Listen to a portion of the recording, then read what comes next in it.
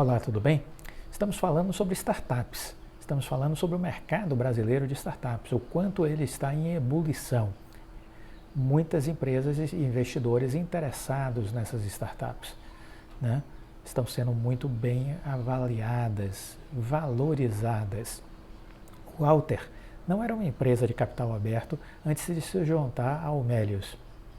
Com a sinergia que existe entre as empresas e com o potencial de entregar novos produtos, tenho certeza que temos mais valor do que antes do nosso processo de integração, disse Vinícius Frias, cofundador do Alter. A startup de serviços financeiros com criptomoedas foi criada em 2018 e vendido para o Melius no meio de 2021. Os empreendedores geralmente cumprem um período de permanência no negócio e podem receber uma parte do pagamento com base em metas definidas por contrato ou com base nas ações da companhia compradora, mediante uma troca de ações. Essas são formas de manter o fundador animado e a startup nos trilhos após a assinatura da transação de fusão ou aquisição, ou pura e simplesmente de uma venda tradicional, né? Os contratos costumam ter vigência de 1 a 5 anos. Ter algum desses componentes é fundamental para garantir o alinhamento de interesse ao longo dos anos. Mas as empresas devem também tentar ampliar o sonho do empreendedor, fazê-lo ver a negociação como uma forma de tornar o seu projeto maior, algo mais ambicioso.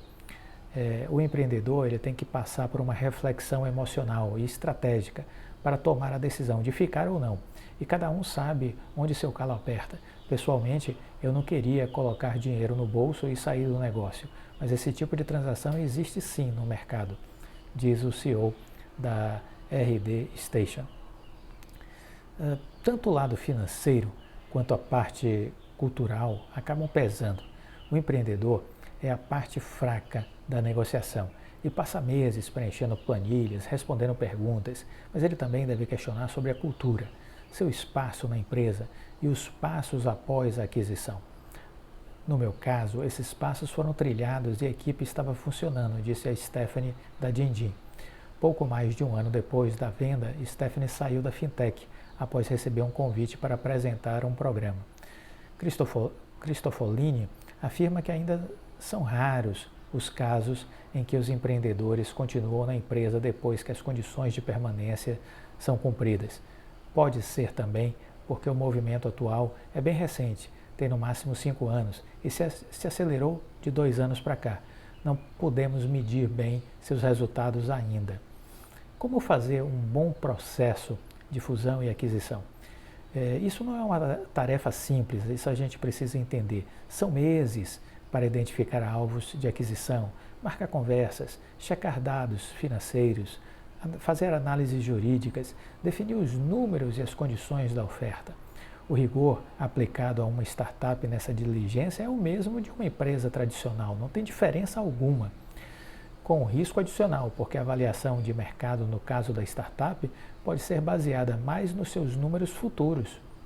O valuation errado no contrato pode fazer o negócio não valer mais a pena. Depois da assinatura, a fusão ou aquisição ainda está sujeita à aprovação de órgãos reguladores. E a gente sabe o quanto isso é complicado no Brasil. Estamos acompanhando aí o processo da Oi no CAD e na Anatel, né? E será preciso dedicar mais meses para integrar os funcionários e os sistemas.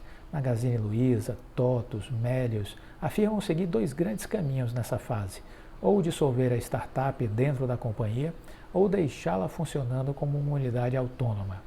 Existem casos de integração total, quando a empresa tem um produto que conhecemos profundamente e com uma estratégia de comunicação com o mercado parecido com o que a TOTVS já faz, e há outros casos, como no da RD Station, onde há um mercado completamente diferente.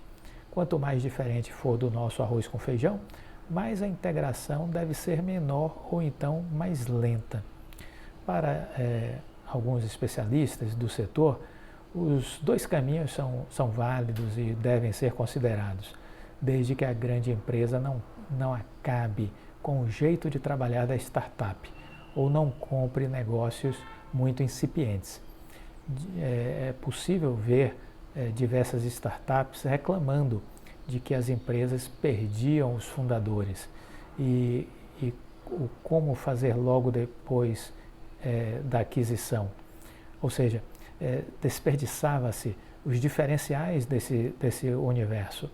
É preciso que haja um ajuste na cultura da grande empresa. Essa grande empresa precisa ser uma empresa aberta para o novo, para a inovação. Tentar coincidir uma cultura muito tradicional e conservadora com um universo disruptivo, dinâmico, tecnológico, acelerado, é algo difícil de dar certo. É algo difícil de dar certo. Raramente uma negociação com startup não dá certo por conta de algum passivo.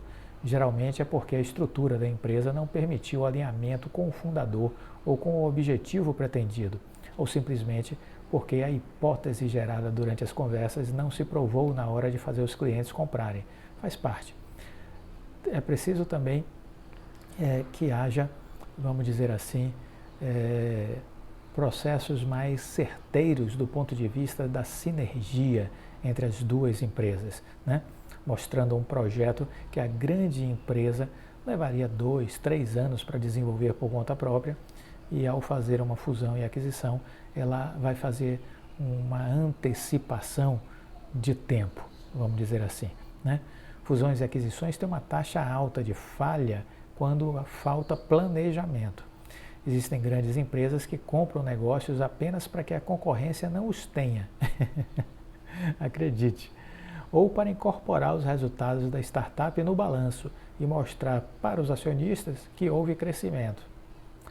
Mas é preciso pensar em como a startup de fato vai se encaixar na estratégia do negócio da grande empresa. Tem que haver liga, tem que haver encaixe. Sem isso, o negócio está fadado a fracassar. Os problemas vão aparecer nos trimestres seguintes. Uma companhia que queira apenas testar as águas da inovação pode começar por um fundo de investimentos que compre participações minoritárias em startups. Você tem aí os Corporate Venture Capital, né? Que podem complementar esse processo aí de fusão e aquisição. A grande empresa compra apenas uma fatia, porque a startup ainda não está em um momento interessante para ser absorvida. Pode ser melhor deixar o negócio ser independente para continuar seu crescimento e desenvolvendo seus produtos. Nada impede que aconteça mais na frente um processo de fusão e aquisição. Esse movimento ele precisa considerar de que assumir o controle de empresas e ter um nível de aceitação de fracasso bem menor é algo que requer planejamento, que requer um dispêndio de tempo para que tudo isso faça sentido, para que tudo isso tenha uma razão de ser, né? E é preciso estar atento, portanto, a essas questões. A TOTUS criou em novembro deste ano um fundo para fazer investimentos, né, em startups, um fundo de 300 milhões de reais.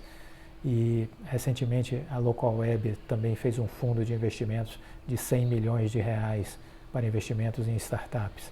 A Harvard Business Review consolidou estudos americanos que afirmam que entre 70% e 90% das fusões e aquisições nos Estados Unidos falham.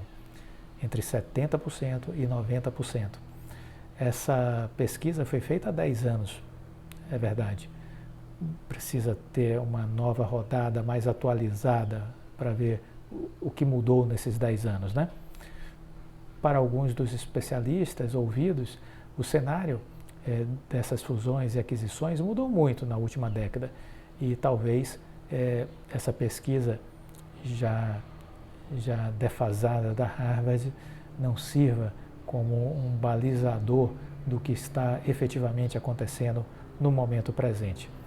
O fato é que o conjunto de empresas que sabem fazer fusões e aquisições nem se compara ao de apenas 5 anos atrás. as companhias costumavam comprar apenas olhando sinergias de custo ou expansão geográfica. Agora olham para uma mudança em seu modelo de negócios, porque a economia se tornou mais dinâmica. Assim conseguem ter um encaixe melhor com as startups. Os negócios de tecnologia têm uma cultura forte e ninguém quer se associar a companhias jurássicas. Mas até as empresas mais antigas passaram a adotar uma metodologia de trabalho mais ágil atualmente, né? Um sinal que é preciso ter como alerta, olhando o cenário do Brasil para os próximos anos, é que nós teremos um cenário econômico mais difícil para a renda variável. Essa é uma expectativa, pelo menos para 2022. Estamos vendo uma taxa básica de juros que ela, enquanto esteve mais baixa, viabilizou mais negócios.